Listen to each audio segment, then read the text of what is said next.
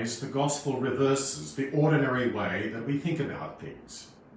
It certainly reversed the ordinary expectations that first century Palestinians had about God and the signs of God's favour. In the society of the time, wealth was the sign of God's favour, a sign of God's blessing. The underlying logic ran that the wealthier you were, the more God was smiling on you. Therefore, those who were poor were looked upon as those who had missed out on the blessing of God, and at worst, who were cursed. Jesus, however, confronts this logic. And he confronts this logic by putting forward poverty as a virtue. The first hearers of the gospel would have responded, "What good can being poor be?" We too would like to add to their dismay and ask, what good can being poor be? Most of us have worked hard to make for a comfortable life for ourselves and for our families. The call to dispossess ourselves of what we have worked so hard for seems utterly unreasonable. Yet time and time again, Jesus puts poverty, not wealth, before us as the sign of blessing. How on earth can this be? I think the writer Megan McKenna explains it very well. She explains that really what is underneath the confronting rhetoric in the gospel about the problem of wealth is the recognition that anything that distances us from people and makes us more independent from one another is what Jesus is really confronting in his promotion of poverty over wealth. Megan McKenna tells an old English tale that states this in another way. Once upon a time, there was a great forest. It ranged over hills for miles, all the way to the western seas. One day, one of the great standing trees, an oak, was having a conversation with an elegant tall pine. As they often did, they talked about the other trees, life in the forest, the weather, and all the news that the birds brought in with them from the outside. Mostly, they spoke of the other trees. The oak mentioned the lovely delicate azalea with its pink, soft white and lavender blooms. Then the pine said, "And look at that rowan tree. Such a creation." They went through the trees one by one, and then the oak nearly spit out, "And look at that ash tree. I just don't know why God created that tree. And there are so many of them." Days later, a woodsman came through the forest looking for a tree. He needed to make something. And so his house and workshop were falling to ruin. He spoke finally to the great trees, the oak and the pine, for in those days humans and trees and animals could still talk to each other. He asked their suggestions on what tree to choose. They conferred and quickly said, "Take an ash tree. There are so many of them." And he did. He chopped the nearest tree down and went home. There he made an axe handle for his new blade. And then he returned to the forest and started swinging. One by one the trees were felled. Down they all went. Finally he drew near to the oak and the pine, and they realized rather late what was going to happen to them.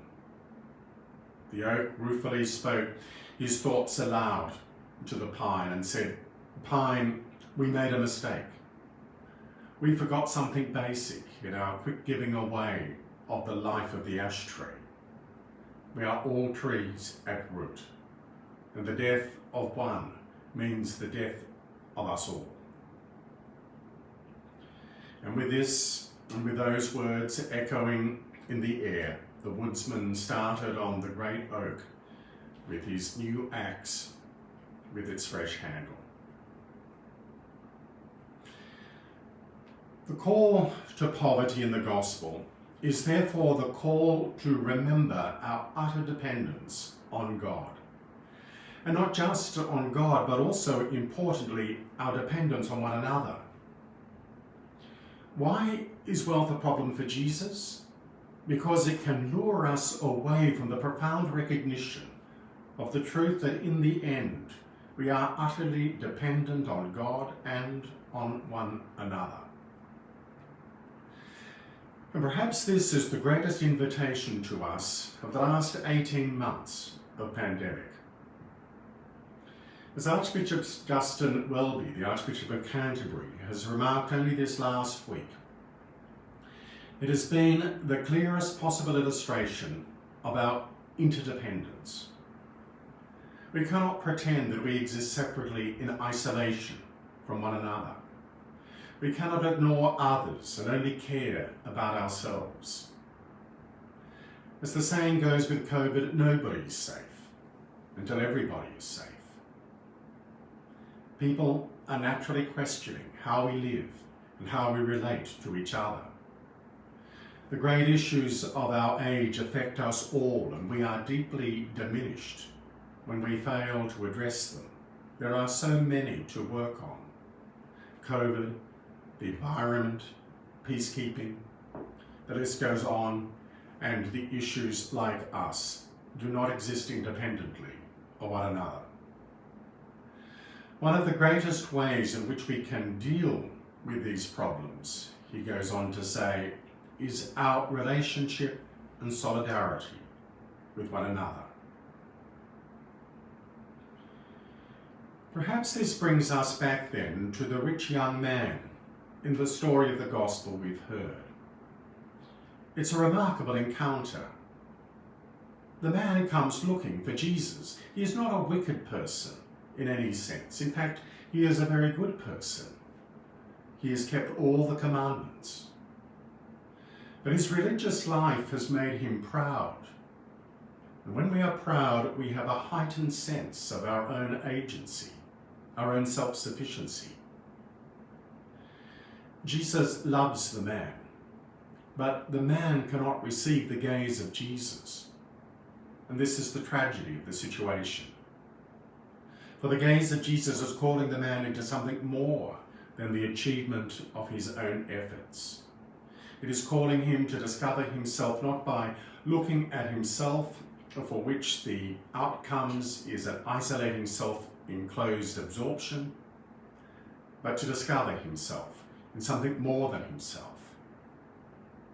If the man were able to receive the gaze of Jesus, if the man were able to look back into the eyes of Jesus, then he might be able to let go of the anxiety that has clearly defined him up to this point.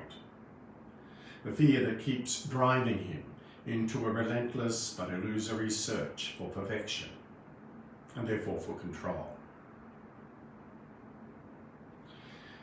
Jesus invites us to live constantly with the awareness that we are dependent on one another, and never to forget this.